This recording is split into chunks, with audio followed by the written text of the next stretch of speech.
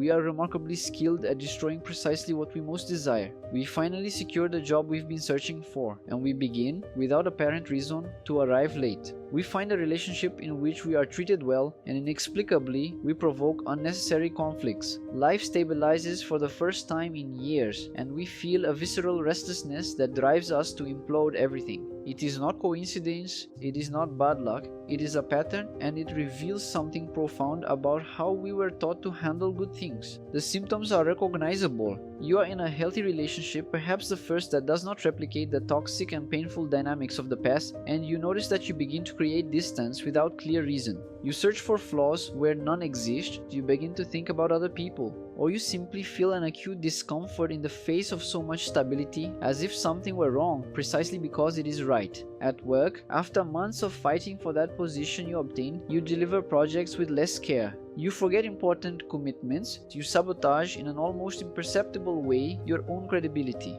And in rare moments of lucidity alone, you ask yourself with genuine perplexity, why do I do this to myself? The answer does not lie in a lack of discipline or character. It is buried in a far more ancient emotional logic. Self-sabotage is not a flaw, it is a primitive defense mechanism. It protects us from a fear far greater than failure, the fear of losing what we love. The emotional logic works like this: if something is going well, it can inevitably be taken from us. Someone might abandon us, we might be dismissed. Happiness might reveal itself to be temporary, and our unconscious, formed in context of rejection or instability in childhood, prefers to have control over loss rather than wait passively for it. We destroy before we are destroyed. It is a distorted form of protection. Some of us learned early that good things do not last, that love is conditional, that we must always remain vigilant. So when life offers something good, our internal system screams, "This is a trap, run," and we obey. Here is the important part.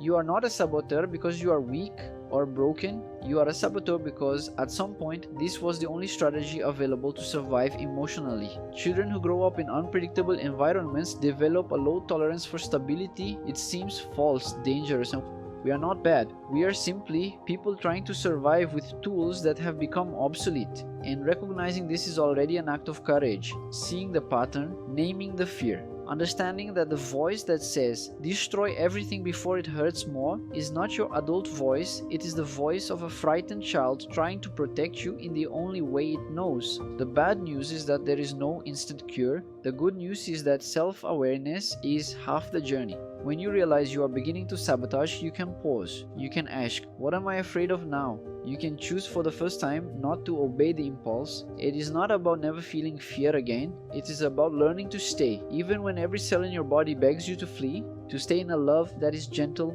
to stay in a success that is deserved, to stay in a life that, against all odds, is working out. And if you mess up again, well, you will have another chance. That is the silent beauty of adult life. It offers us new beginnings. Until one day perhaps we learn to let good things last.